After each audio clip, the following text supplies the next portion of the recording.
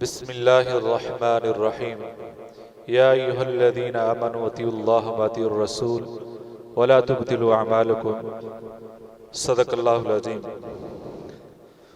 مختصر حمد و ثنا کے بعد اور انشاءاللہ العزیز انتہائی مختصر ہی بات، سب سے پہلے تو اس جو چند منٹ آپ نے بیٹھنا ہے اس نیت سے بیٹھیں کہ جو بھی یہاں ہم سبق سنیں گے ان میں سے کسی نہ کسی بات پر عمل ضرور کرنا ہے۔ جب اس نیت سے بیٹھیں گے تو سچی بات ہے یہ بیٹھنا ہمارے لیے باعث نجات بن جائے گا انشاءاللہ العزیز۔ ہمارے ہاں ہم یہ دیکھتے ہیں کہ ہمارے خاندانوں میں، ہمارے دوست و احباب میں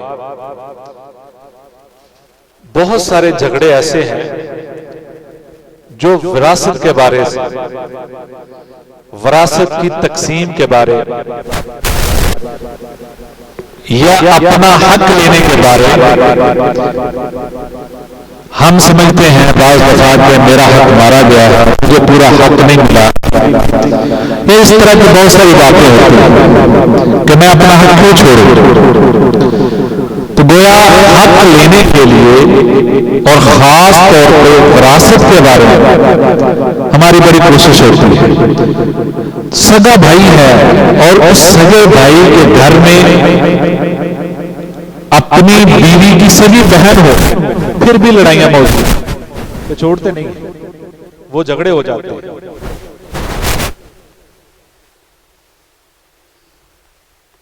اور اسی طریقے سے خاص طور پر آپ نے حالیہ دنوں میں دیکھا ہے کہ لاہور میں ایک ایسی جگہ کو جو تشدد کرنے والا کوئی بھی گروہ ہو سکتا ہے، اس نے ایک ایسی جگہ کو نشانہ بنایا جو ہم ملک کی ایک اہم شخصیت تھی اور قائد اعظم سے متعلقہ بہت ساری چیزیں اس سے وابستہ ہیں، لہذا پوری قوم جو ہے وہ سمجھتی ہے کہ ایک خاص شخصیت اور جس کا امت پر، قوم پر احسان ہے، اس کی کسی بھی چیز کو نقصان نہیں ہونا چاہیے۔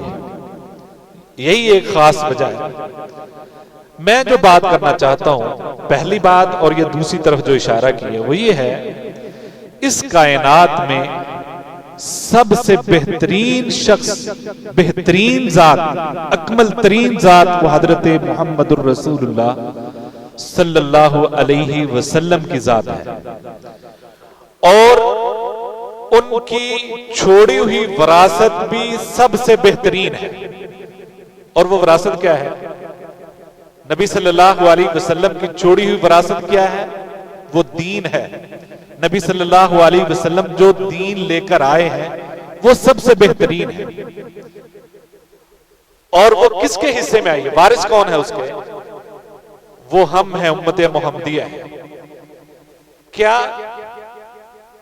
جس طرح اپنے باپ دادا کی وراثت کے لیے ہم ایک انچ بھی چھوڑنے کے لیے تیار نہیں ہیں، کبھی وہ اس عظیم ہستی کی وراثت کے لیے کبھی اس طرح تغدو کی ہے؟ یہ ایک سوال ہے۔ وہ وراثت سب سے عظیم ہے، اور وہ کسی ایک ملک کی شخصیت نہیں ہے، اور وہ کسی ایک صدی کی شخصیت نہیں ہے، وہ رحمت للعالمین ہے۔ اتنی عظیم شخصیت ہے کہ ان کی ایک بھی چیز کو ضائع کرنا، ان کی وراثت میں سے تھوڑا سا حصہ بھی اس کو اگنور کرنا، یہ شیوا ان کے بعد آنے والوں کا نہیں ہونا چاہیے، کیونکہ وہ سب سے بہترین وراثت چھوڑ کر گئے ہیں، وہ دین ہے۔ لہذا ہم نے کبھی آپس میں بھائیوں کے ساتھ مقابلہ نہیں کیا، بھائی تم نے تو اتنا دین سیکھ لیا، میں بھی اتنا سیکھ کے دکھاؤں گا، تم تو دین کے لیے اتنا کچھ کرتے ہو، میں بھی اتنا کچھ کر کے دکھاؤں گا۔ کبھی ایسا ہوا ہے؟ جتنا وہ بڑوں کی طرف سے جتنا مل گیا کافی ہے۔ ہم سمجھتے ہیں یہ، یعنی کہ وراثتی طور پہ ہم مسلمان ہیں، اور وہ سمجھتے ہیں کہ بالکل ٹھیک ہے، اس کے لیے ہمارا حصہ کس قدر ہے؟ کیا جو دنیاوی مال ہے جس کے لیے ہم اتنی کوشش کرتے ہیں اس برابر بھی کبھی کوشش کی ہے؟ اس برابر بھی ہم کوشش کر لیں تو ہماری نجات کے لیے کافی ہے۔ ہم اپنے گریبان میں جھانک کر دیکھیں، میں نے زندگی میں اس دین کے لیے کیا خدمات انجام دی ہیں۔ اس دین کو حاصل جتنا ہم نے نورانی قاعدہ پڑھ لیا ہے، جتنا ہمیں بچپن سے دینیات کے اندر پڑھا دیا گیا، اسلامیات کے اندر، اتنا ہی کافی ہے؟ کیا اس کے لیے بڑھ کر ہم نے کبھی کسی مسئلے میں اشکال پیدا ہوا ہے؟ ہم کوشش دکان خریدنی ہے، کوئی کپڑا خریدنا ہے، ایک سوٹ خریدنا ہے، ہم 10 دکانیں دیکھ لیتے ہیں۔ جب کبھی ایک مسئلہ پیش آتا ہے تو ہم دوسروں پہ ڈیپینڈ کرتے ہیں، اور جب تھوڑا سا اختلاف ہے ہم کہتے ہیں جی فلاں مولوی ایسے، یہ مولویوں کا اتفاق نہیں ہے، یہاں تو عدالتوں کا اتفاق نہیں ہے، ایک عدالت کوئی فیصلہ دیتی ہے، ایک اور کوئی دیتی ہے، اس پہ ہم کبھی اعتراض نہیں کرتے۔ یہ فہم فرق ہو سکتا ہے، لیکن کیا ہم نے بھی کبھی کوشش کی ہے مجھے نماز کا یہ طریقہ نہیں آتا، میں خود سے تھوڑی سی سرچ کر لوں، کوئی کسی کی رہنمائی میں دین سیکھ لوں؟ لہذا یہ وہ کوشش ہے، یہ وہ توغدو ہے، یہ وہ جستجو ہے جو دین کے لیے ہونی چاہیے، جس کی کمی ہے۔ یاد رکھیں، دین کے لیے ایک قدم بھی اٹھانا اللہ کے ہاں بہت ہی قدر و قیمت والا ہے۔ ایک قدم بھی اٹھانا اللہ کی رضا کے لیے، اللہ کے دین کے لیے، آپ تھوڑا سا ٹائم دے دیں، وہ اللہ کو اتنا محبوب ہے کہ آپ کی سوچ بھی نہیں پہنچ سکتی۔ مثال کے طور پر قرآن مجید کے اندر حضرت موسیٰ علیہ السلام کا ایک واقعہ ہے کہ جب وہ دو آدمی جھگڑ رہے تھے، ان کو ہٹایا اور ایک کو مکہ لگ گیا، وہ مر گیا۔ اس کے بعد سورہ قصص کے اندر اللہ رب العزت نے وہ بتایا کہ ایک بندہ دوڑا آیا، رجل من اقصى المدینۃ یسعى قال یا موسیٰ ان الملأ یأتمرون بک لیقتلوک فاخرج انی لک من الناصحین۔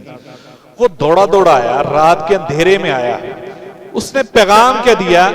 جو دین والا، جس کو دین دے کر بھیجا ہے اللہ نے حضرت موسیٰ علیہ السلام، ان کے ساتھ خیر خواہی کی ہے اور کہا موسیٰ یہاں سے نکل جائیں، آپ کے خلاف سازش ہو چکی ہے، یہ لوگ آپ کو چھوڑیں گے نہیں۔ صرف اتنا پیغام دینے کے لیے کسی کو اس نے نہیں بتایا۔ دیکھنے والی ذات کون تھی؟ اللہ کی، اور اللہ رب العزت کو اس کا چل کر آنا اتنا پسند آیا کہ اللہ نے قرآن کا حصہ اس انداز میں بنایا ہے کہ وہ بندہ رات کے اندھیرے میں آیا، بھاگتے ہوئے تیزی سے آیا، گویا اللہ کو وہ ادا اتنی پسند آ گئی کہ قرآن کا حصہ بنا دیا، اور قیامت تک اس کی تلاوت ہوتی رہے گی۔ گویا جو دین کے لیے اتنی کوشش بھی کرتا ہے، اللہ کے ہاں اس کی بہت قدر ہے، بڑی اللہ کے ہاں اس کی قدر و قیمت ہے۔ اور دوسرا سورہ یاسین کے اندر بھی ہے کہ وہ حبیب نجار کے بارے میں، وہ بندہ بھی بھاگ کر آیا، وہ من اقصى المدینۃ، ایک کونے سے آیا، اللہ رب العزت فرماتے ایک کونے سے آیا، اور آ کر اس نے لوگوں کو کہا اس کی بات مان لو، یہ دین کی بات کرنے والا ہے۔ صرف حمایتی کلمہ ایک بولا ہے، ہمدردی کا ایک بول بولا ہے دین والوں کے لیے۔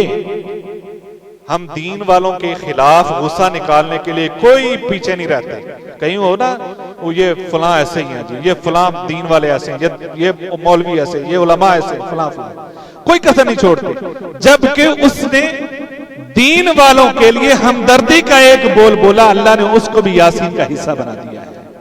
لہٰذا اللہ کے ہم بڑی یہ تو انسان ہے، یہ تو انسان ہے، وہ ایک ہدہد، اس کا پورا واقعہ آپ کے ذہن میں صرف اشارہ دینا چاہتا ہوں کہ وجدتها وقومها يسجدون للشمس من دون اللہ۔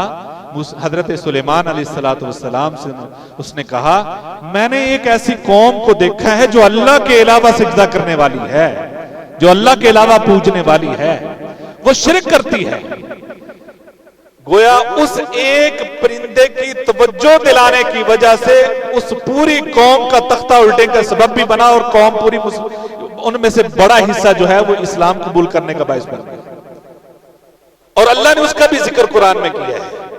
معلوم کیا ہوا؟ جب کسی شرک والی جگہ آپ کو محسوس ہو یہاں بڑا گناہ ہو رہا ہے، بڑا شرک ہو رہا ہے، بڑا ظلم ہو رہا ہے، آپ احساس کرتے ہیں، کسی طاقتور کو جا کر بتاتے ہیں، کسی ایسے گروہ کو جا کر بتاتے ہیں کہ بھائی اس کا کچھ کریں، آپ کا اتنا کرنا بھی اللہ کے ہاں بڑا قدر و قیمت والا ہے۔ لیکن آپ کہیں ٹھیک ہے جتنے کو لگا رہے سانوں کی ہے، پھر نہیں، پھر پکڑ بھی ہو جاتی ہے۔ گویا آپ کا کچھ نہ کچھ کرنا، وہ یہ سورہ بروج کی تفاسیر کے اندر ایک واقعہ لکھا ہے، یعنی ہم یہ بھی ایک ہمارے اندر یہ موجود ہے، میں کلہ بندہ کی کر سکتا، میں کیا کر سکتا ہوں دین کے لیے؟ یہ نہیں کہ کتنے لوگوں نے کیا ہے، اللہ کی رضا کے لیے یہ دیکھا جاتا ہے کہ اس نے کیا کیا ہے، بس اتنا ہی دیکھا جاتا ہے، یہ نہیں کیا۔ اکیلا بندہ جب اس کے اندر ایمان ہے، اس کے اندر اللہ کی رضا کے لیے ایک جذبہ موجود ہے، اللہ کے ہاں اس کی بھی بڑی قدر و قیمت ہے۔ وہ واقعہ ایک بچہ ہے، وہ مشہور واقعہ آپ نے وہ بھی سنے، صرف اشارہ ہی کرنا ہے۔ ایک بچہ ہے، دوسری طرف بادشاہ ہے، اس کی فوج ہے، اس کی انٹیلیجنس ہے، اس کی طاقت ہے، اس کی ساری قوت موجود ہے۔ وہ بچہ کبھی اس بچے کو فوج لے کر دریا میں جاتی، کبھی سمندر میں جاتی، کبھی پہاڑوں پہ جاتی کہ اس کو قتل کر دو، پوری فوج مل کر بھی اس بچے کو قتل نہیں کر سکی۔ کیوں؟ وہ اللہ کو مانے، اللہ اس کی حفاظت کرنے والا ہے۔ اور پھر جب اس نے خود ہی حل بتایا تو اسی کے مطابق ہی اس کو موت آتی ہے، لیکن وہ موت بھی ہزاروں لوگوں کا اسلام قبول کرنے کا باعث بن جاتی ہے۔ جب ایک بندہ بھی وہ ایک جذبہ لے کر نکلتا ہے اور کوشش سے نکلتا ہے، اللہ کے ہاں اس کی قدر و قیمت ہے۔ ہم اس جذبے سے نکلیں، دین کے لیے کوشش کریں، ہم دیکھیں کہ میرا کون سا ایسا دکاندار بھائی ہے، کون سا میرا ہمسایہ ہے، کون سے محلہ دار ہے جو نماز نہیں پڑھتا۔ میں نے زندگی میں کبھی اس کو کہا بھائی آئیں تو صحیح، آج مسجد میں آئیں، نماز پڑھنے کی کوشش کریں؟ کبھی میں نے کسی کو کہا ہے کوئی ظلم کرنے والا ہے، کوئی ایسا کام جو آپ کو ناپسند ہے، کبھی آپ نے ایک لفظ بھی کہا ہو؟ اگر نہیں کہا تو سوچیں ضرور۔ اور دین کے لیے، اللہ کے پیغمبر کی وراثت کے لیے ہمیں اتنی ہی کوشش کرنی چاہیے جتنی دنیا کے وراثت کے لیے ہماری کوشش ہوتی ہے، اور اس کے لیے ہم کوئی کسر نہیں چھوڑتے۔ اور ایسے کیس بھی سامنے ہمارے ہوتے ہیں کہ 20 سال گزر جاتے ہیں ان کے آنے والی نسلیں بھی اسی کیس کو بھگت رہی ہوتی ہیں، وہ نہیں چھوڑتے ہم۔ کیا اس دین کے لیے بھی ہماری اتنی کوشش ہے؟ کوشش کریں ہم اس دین کے لیے بھی۔ صحابہ ایک حضرت ابوبکر صدیق رضی اللہ تعالی مانعین زکات والا مسئلہ نبی صلی اللہ علیہ وسلم کے جانے کے اکیلے ڈٹ گئے تھے۔ حضرت امام احمد بن حنبل اکیلے تھے، حضرت ابراہیم علیہ السلام اکیلے تھے، یعنی کہ انہوں نے کام کیا، اللہ نے ان کی مدد کی۔ گویا جو دین کے لیے نکلتا ہے وہ اکیلا ہوتا نہیں، اللہ کی مدد بھی شامل ہوتی ہے، وہ اکیلا نہیں ہوتا۔ لہذا یہی ایک چھوٹا سا میرا پیغام ہے کہ ہم دین کے لیے اگر زندگی بھر کچھ نہیں کر سکے تو کچھ ایسا کر جائیں کہ وہ ادا پسند آ جائے۔ وہ ایک عورت تھی، وہ اللہ کی بتائی ہوئی تعلیمات کے مطابق جو اس وقت ان کو سکھائی گئی، جو اس کے مطابق وہ حضرت موسیٰ علیہ السلام کے پاس آتی ہے پیغام لے کر اپنے والد کا، تو وہ اس کا چلنا بھی فجات احداہما تمشی علی استحیاء، اس میں کیا بات ہے؟ اس کا چلنا اس انداز کا تھا کہ حیا کے ساتھ اور اپنی پوری یعنی کہ اپنے آپ کو سنبھالتے ہوئے وہ چلی۔ اللہ نے اس چال کا ذکر بھی قرآن میں کیا ہے، اس چال کا ذکر بھی۔ گویا آج بھی کوئی خاتون اس انداز سے نکلتی ہے، اللہ کے ہاں وہی قدر و قیمت ہے، اللہ کے ہاں وہی قدر و قیمت ہے۔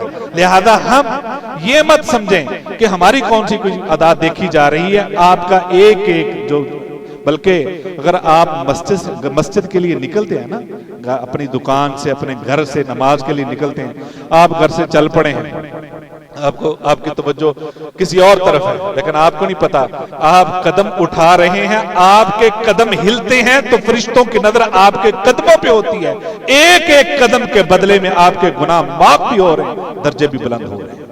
گویا قدر ہے اللہ کے ہاں، لیکن ہم یہ پہچانتے نہیں ہیں، ہم جانتے نہیں کہ ویڈیو کیمرے سیٹ ہیں، آپ کے قدموں پہ فرشتے غور سے دیکھ رہے ہیں، انہوں نے حساب کتاب لکھنا ہے کتنے قدم اٹھائے ہیں۔